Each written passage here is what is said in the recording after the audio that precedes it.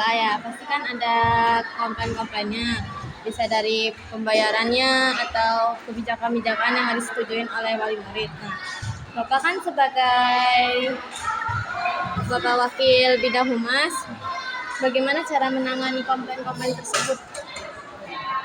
Ya, ya baik. Jadi ketika di madrasah itu ada orang tua, ada masyarakat apapun gitu, ketika ada pengaduan masyarakat atau humas, ya kita jelaskan dengan sebaik-baiknya. Jadi fungsi humas itu harus seluruh kegiatan-kegiatan yang ada di madrasah ini kan disampaikan di masyarakat dengan baik.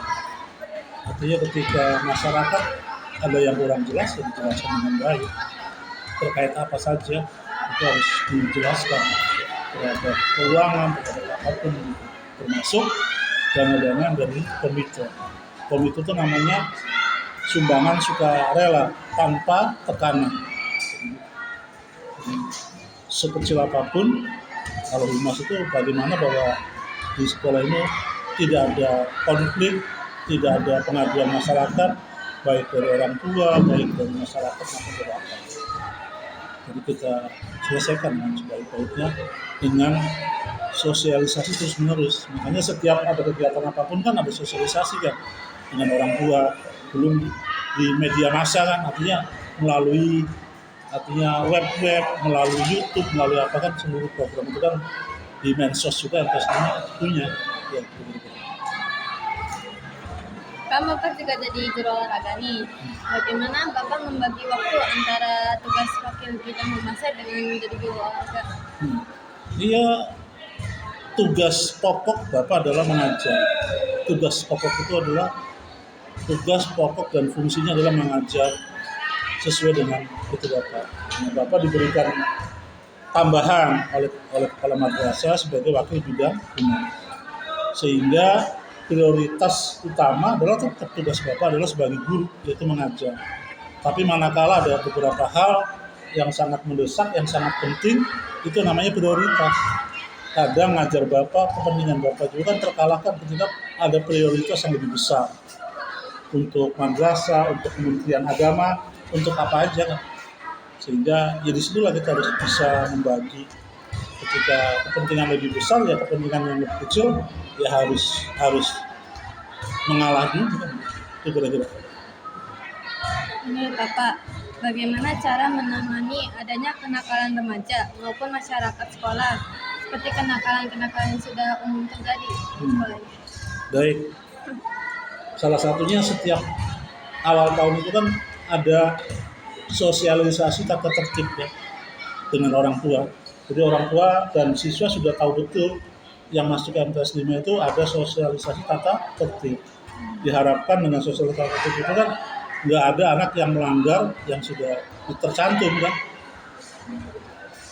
Terus kadang dalam perjalanannya kan ada aja siswa yang nggak menangkap kan sinyal-sinyal itu, atau mungkin siswa juga kurang paham betul gitu sehingga siswa itu melanggar.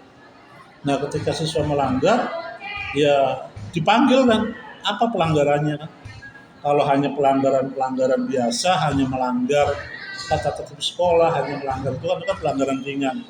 Tetapi ketika sudah terjadi pelanggaran yang sesuai dengan aturan hukum ya harus tetap tegas. Misalnya ada bullying, ada pelecehan seksual, ada perkelahian, benar nggak? Ada minum-minuman keras, ada judi online, ada narkoba, itu kan berarti kan sudah melawan hukum. Tapi kalau pelanggaran-pelanggaran yang masih bisa dibina ya dibina.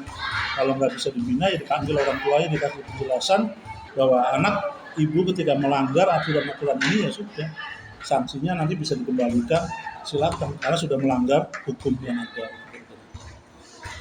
Bagaimana bidang humas berperan dalam menumbuhkan rasa tanggung jawab dan disiplin warga sekolah sebagai bagian dari melaksanakan kewajiban mereka? Ya baik, bagaimana peran humas yaitu setiap bulan, setiap apa di Mensos pasti ketika klik MTS 5 semua kegiatan MTS 5 itu ada kan, klik MTS 5 seluruh kegiatannya pasti ada di MTS 5. Terus berikutnya ya dengan adanya pelatihan-pelatihan baik guru maupun siswa, misalnya di siswa ada LDKS, ada LDKO, ada outing kelas, guru juga tetap ada pelatihan-pelatihan sehingga meningkatkan kualitas dan kuantitas baik guru maupun siswa. Untuk siswa ya dipacu gitu, anak-anak minimal satu siswa satu prestasi sehingga siswa itu bisa berkembang sesuai dengan bakat dan kemampuannya, sehingga di situ anak-anak akan merasa bahwa betul-betul bisa merasakan ketika kegiatan-kegiatan itu menanamkan kepercayaan diri dia. Sekarang juga kan ada pelatihan-pelatihan ALEF, ada pelatihan-pelatihan masuk sekolah unggulan gitu kan, untuk mendongkrak biar anak itu bisa lebih disiplin gitu kan. Dan itu program. Selama Bapak menjabat jadi wakil bidang humas ada kendalanya nggak? Ya bahwa setiap hal apapun nggak hanya wakil humas ya, pasti ada beberapa hal namanya konflik intern, konflik dengan orang tua, dengan guru, dengan apa juga ya pasti ada. Sehingga bagaimana bahwa kita bukan masalah konfliknya, bukan masalahnya, tapi setiap ada masalah-masalah apapun, yang penting kan bagaimana solusinya biar masalah itu tidak melebar dan tidak menjadi besar.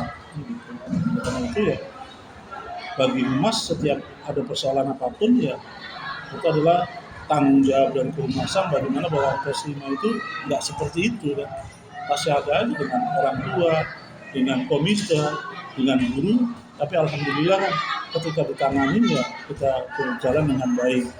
Karena itu seluruh harus mentaati seluruh aturan-aturan baik komite, baik